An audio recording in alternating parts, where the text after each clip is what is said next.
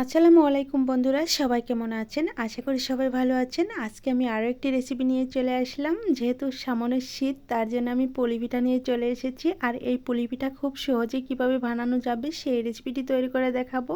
কোনো রকম চাউল গুঁড়া করার ঝামেলা ছাড়াই শুধুমাত্র ময়দা দিয়ে কিভাবে পিঠা তৈরি করতে হয় সেই রেসিপি শেয়ার করে দেখাবো। তো চলুন কথা না বাড়িয়ে আমি মূল ভিডিওতে চলে যাচ্ছি। তার আগে বলছি, ভিডিওটি দেখার শুরুতে একটা লাইক দিয়ে সম্পূর্ণ ভিডিওটি দেখার চেষ্টা করবেন। আর সম্পূর্ণ ভিডিও দেখার পর ভালো লাগলে চ্যানেলটি সাবস্ক্রাইব করে দিয়ে পাশে থাকা বেল বাটন অন করে রাখবেন আমার চ্যানেলে ভিডিও সবার আগে পাওয়ার জন্য। পুলি পিঠা তৈরি করার জন্য আমি একটা নারিকেলের অর্ধেকটা নারকেল কুড়িয়ে নিয়েছি। আর সম্পূর্ণ নারকেল নেওয়ার কোনো প্রয়োজন নেই। তারপরে নিয়েছি হাফ কাপ চিনি আর নিয়েছি 1 টেবিল চামচ ঘি।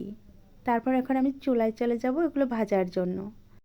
চুলায় আমি একটা কড়াই বসিয়ে দিয়েছি আর দিয়ে দিচ্ছি ঘি। ঘিটা দেওয়া হয়ে গেলে এখানে দিয়ে দিব কুড়িয়ে রাখা নারিকেলটা। তার আগে ঘিটাকে হালকা একটু গরম করে নিতে হবে। তো আমার গরম করা হয়ে গেছে। এখন আমি কুড়িয়ে রাখা নারকেলটা দিয়ে দিচ্ছি। দিয়ে তারপর ভালোভাবে নেড়ে চেড়ে 2 মিনিটের মতো ভেজে নিব।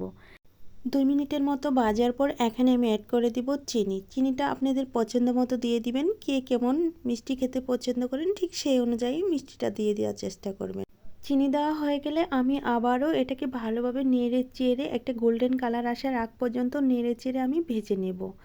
খুব ভালো করে নেড়ে চেড়ে তারপর ভেজে নিতে হবে। এতে করে তলানিতে লেগে যাওয়ার কোনো ভয় থাকবে না। তো আমার ভাজা হয়ে গেছে। এটা আমি একটা বাটিতে তুলে সাইড করে এখন রেখে দেব। রেখে দিয়ে তারপর আমি পুলি পিঠা তৈরি করার জন্য ময়দা গুলে নিব। তার জন্য একটা মিক্সিং বোল নিয়েছি আর নিয়ে নিচ্ছি 3 কাপ ময়দা। এখানে মেজারমেন্ট কাপে 3 কাপ ময়দা দিয়ে দিচ্ছি। আপনারা চাইলে কমিয়ে বাড়িয়ে নিতে পারবেন।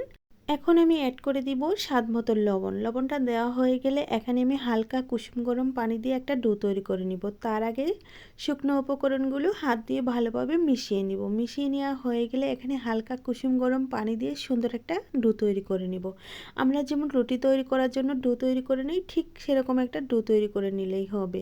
দেখেন আমি অল্প অল্প করে পানি দিয়ে তারপর সুন্দর একটা ডো তৈরি করে নিচ্ছি। আর এই ডোটা সবাই তৈরি করে নিতে পারবেন। এখানে অন্য কোনো কিছু লাগবে না। আমার ময়দা ডোটা তৈরি করা হয়ে গেছে। এখন আমি উপরে একটু তেল লাগিয়ে 5 মিনিটের জন্য রেস্টে রেখে দিব। তার জন্য তেল লাগানোর পর এখানে আমি একটা কিচেন টিস্যু দিয়ে রেখে 5 মিনিটের জন্য রেস্টে রেখে দিব। আর 5 মিনিট পর ফিরে এসে দেখাবো কতটুকু সেট হয়ে গেছে। তো আমার ডেকে রাখা হয়ে গেছে। এখন আমি 5 মিনিট পর ফিরে এসে দেখাচ্ছি। এখন একটু তুলে দেখাচ্ছি আর হাত দিয়ে একটু চেপে চেপে দেখাচ্ছি। এখন কিন্তু অনেকটাই সেট হয়ে গেছে। এখন আমি এটাকে একটা বোর্ডের উপর নিয়ে নিব। নিয়ে নেওয়া হয়ে গেলে তারপর আমি এটাকে ভাগ করে নিব। তো বোর্ডের উপর নিয়ে নিচ্ছি। তার আগে একটু ঢলে ঢলে মিশিয়ে নিচ্ছি। দেখেন আমি কীভাবে তুলে নিচ্ছি। এভাবে ডলে ডলে মিশিয়ে নেওয়ার পর এখানে আমি 3টি ভাগে ভাগ করে নিচ্ছি। এই রুটিগুলো যেহেতু খাবার রুটি না, একটু বড় করে বেলে নিব। এতে করে একটা রুটি থেকে অনেকগুলো পিঠার শেপ তৈরি হয়ে যাবে। তো আমি একটু গোল করে নিব। গোল করে নিয়ে হালকা একটু ময়দা দিয়ে তারপর আমি একটা বেলনা দিয়ে বেলে সুন্দর একটা রুটি তৈরি করে নেব। আর রুটির পুরুত্বটা হবে খুব বেশি মোটাও না, একবারে পাতলাও না। তো একটু ময়দা দিয়ে রুটিগুলো বেলার চেষ্টা করবেন। এতে করে পিঠাটা অনেকটাই সুন্দর হবে। তো দেখেন আমি একটা ডো থেকে কত বড় একটা রুটি তৈরি করে নিয়েছি। এখন আমি রুটি থেকে পিঠার শেপগুলো দিয়ে দিব। তার জন্য একটা গ্লাস নিয়েছি। আমরা যে গ্লাসগুলো দিয়ে পানি খাই সেই গ্লাসগুলো দিয়েই পিঠার শেপগুলো দিয়ে দিচ্ছি। আপনারা চাইলে যে কোনো কিছু দিয়ে পিঠার শেপগুলো তুলে নিতে পারেন, অথবা পিঠা বানানোর যন্ত্র দিয়েও পিঠাগুলো তৈরি করে নিতে পারেন। আমি যেহেতু অন্য একটা ডিজাইন করব আজকে, তার জন্য আমি গ্লাস দিয়ে কেটে তারপর পিঠাগুলো তৈরি করে নেব। যাদের হাতের কাছে যন্ত্র নেই তারা এই টিপসটা ফলো করতে পারেন, খুব সহজেই বানিয়ে নিতে পারবেন। তো বাকি যেটুকু আছে এটা দিয়ে আমি আবারও রুটি বেলে তারপর পিঠার শেপ তৈরি করে নিব।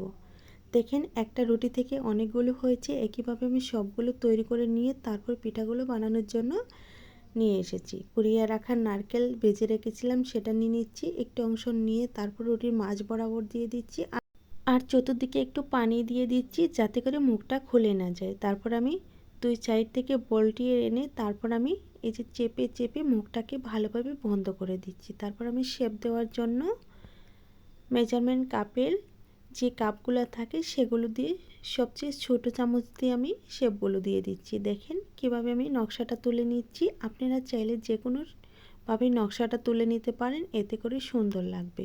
তোমার তোলা হয়ে গেছে। এখন আমি কলমের পেছন সাইড দিয়ে একটা নকশা দিয়ে দিচ্ছি। দেখেন এই নকশার কারণে কিন্তু দেখতে অনেকটাই সুন্দর লাগছে। আমি একইভাবে সবগুলো পিঠা বানিয়ে ফিরে এসে দেখাচ্ছি।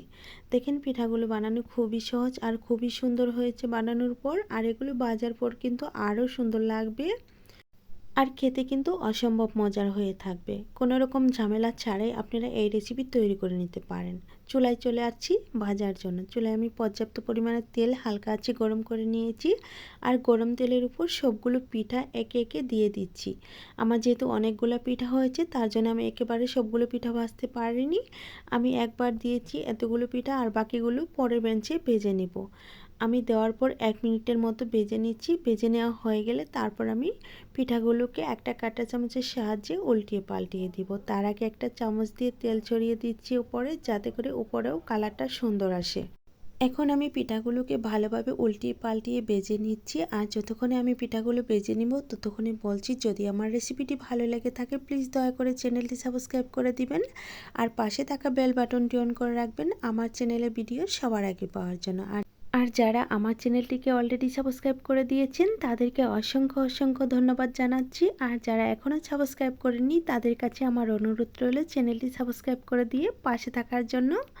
তো দেখেন আমি কথা বলতে বলতে আমি পিঠাগুলো ভেজে নিয়েছি। একইভাবে আমি আরও কিছু পিঠা ভেজে দেখাবো। পিঠাগুলো ভাজা কত সহজ আর কতটা সুন্দর হয়ে থাকে না দেখলে বুঝতে পারবেন না। তো আমি একইভাবে আরও কিছু পিঠা দিয়ে তারপর ভেজে নিচ্ছি। আপনাদের বোঝার সুবিধার্থে আমি পিঠাগুলো আবারও ভেজে নিচ্ছি। আর একটা কথা বলছি, যদি আপনারা পিঠাগুলো ভাজতে যান তাহলে খুব কড়া কালার করবেন না, এতে করে পিঠাগুলো একদমই শক্ত হয়ে যাবে, খেতে ভালো লাগবে না। একটু হালকা কালার করে তারপরে নামিয়ে নেবেন। দেখেন আমার পিঠাগুলো কেমন কালার হয়েছে দেখেই বুঝতে পারছেন। তো এগুলোও ভাজা হয়ে গেছে। এখন আমি এগুলোকে তুলে নিব। আজকে কোনো রকম চাউল গুঁড়ো করা ঝামেলা ছাড়াই ময়দা দিয়ে খুব সহজেই পিঠা বানিয়ে দেখালাম। আর পিঠা কেমন হয়েছে অবশ্যই কমেন্টের মাধ্যমে জানিয়ে দিবেন। ভালো লাগে একটা লাইক দিয়ে দিবেন। তো সবগুলো পিঠা বানানো হয়ে গেছে। আমি এখন সবগুলো পিঠা একসাথে করে নিয়ে এসে দেখাচ্ছি সবগুলো পিঠা বানানোর পর কেমন হয়েছে। দেখেন কত সুন্দর লাগছে আর কতটা মুচমুচে হয়েছে, না দেখলে বুঝতে পারবেন না। আমি একটু ঘুরিয়ে ঘুরিয়ে চতুর্দিক থেকে দেখাচ্ছি। আর পিঠাগুলোর ডিজাইনটা দেখে যে কেউ বানাতে বাধ্য হবে। তো আপনারাও বানিয়ে নেবেন যারা যারা এই রেসিপিটি দেখে নিয়েছেন। খুব সহজে বানিয়ে নেওয়া যাবে, অল্প উপকরণ অল্প খরচ আর যাই ঝামেলা ছাড়াই এই রেসিপিটি তৈরি করে নেওয়া যাবে। তো আমি এখন একটা পিঠা ভেঙে দেখাবো। আর ভেঙে দেখাতে দেখাতে আবারও বলছি, যদি আমার রেসিপি ভালো লেগে থাকে প্লিজ দয়া করে চ্যানেল সাবস্ক্রাইব করে রাখবেন আর পাশে থাকা বেল বাটনটি অন করে রাখবেন আমার চ্যানেলের ভিডিও সবার আগে পাওয়ার জন্য। আর ভালো লাগলে একটা কমেন্ট করে জানিয়ে দিবেন আমার রেসিপিটি কেমন হয়েছিল। তো আমি দেখেন পিঠা ভেঙে দেখাচ্ছি, আমি আরেকটা পিঠা ভেঙে দেখাচ্ছি, তার সাথে বিদায় নিচ্ছি। আজ এই পর্যন্তই। ভালো থাকবেন, সুস্থ থাকবেন, আল্লাহ তাআলার কাছে এই কামনা করে বিদায় নিচ্ছি। খোদা হাফেজ।